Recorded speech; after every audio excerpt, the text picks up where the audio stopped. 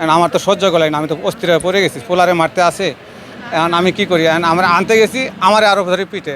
আমি তাদের পা ধরে বলছি যে আমার মাফ করে দেন, আর যেমন আমি আসবো না এদিকে, তারপরেও আমাকে তারা মারছে। আপনাকে আমি পাও দূরে ধরি, আমি বনসই দিব। যদি আমার ছেলে আরো বেতারের ভিতরে কোনো দিন আসে, আমি আপনাকে বনসই দিব। আমার স্বামী আছে, আমি আছি, হের মা বাবা আছি, গার্জেন আছি। ভাই আপনাকে পাও ধরি, সারি দেন, আমার ছেলেরা মারেন না, কিচ্ছু মানে না। হেরা বাবারা পিটতেছে, হেরও পিটতেছে, মানে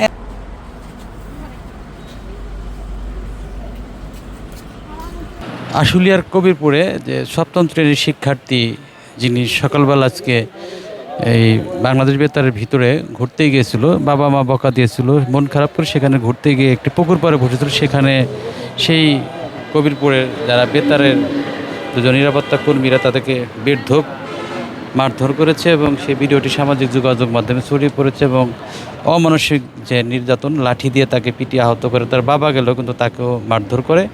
সকালে ব্যাগ নিয়ে ওই জায়গায় বসেছিলাম, পরে দুইজন লোক এসে আমাকে বললো যে তুমি এই জায়গায় বয়ে থাকো কেন।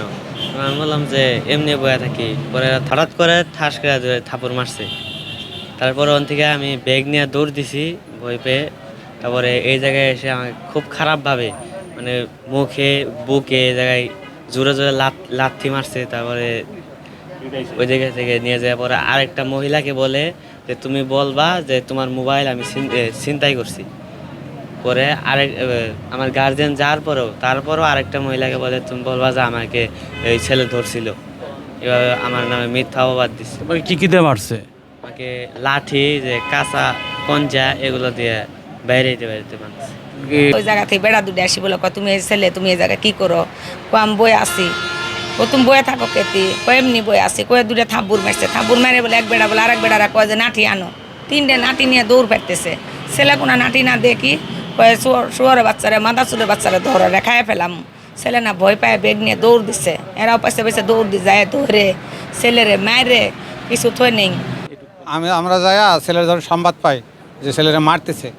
পরে আমরা যাইয়া ওইখানে গেলাম, যাইয়া ওই আমি আমার ওয়াইফ শুদ্ধ আমি শুদ্ধ গেলাম, যাই ওদেরকে ধর মারতেছে, ওদেরকে কোনে কারোবারি করলাম, পা ধরলাম যে ভাই মারেন না, ছেলে কি অন্যায় করছে আমারে বলেন, আমি ছেলের উপযুক্ত বিচার নিয়ে আমি নিয়ে যাবো। আর ছেলে কারো ক্ষতি করে থাকে, আমি তার কি লাগে, কিভাবে কি করা লাগে, আমি সেটা পূরণ করে যাবো এখান থেকে। ছেলেরে বাঁধেন না, ছেলেরে ছেড়ে দেন, আর ছেলেরা মারেন না।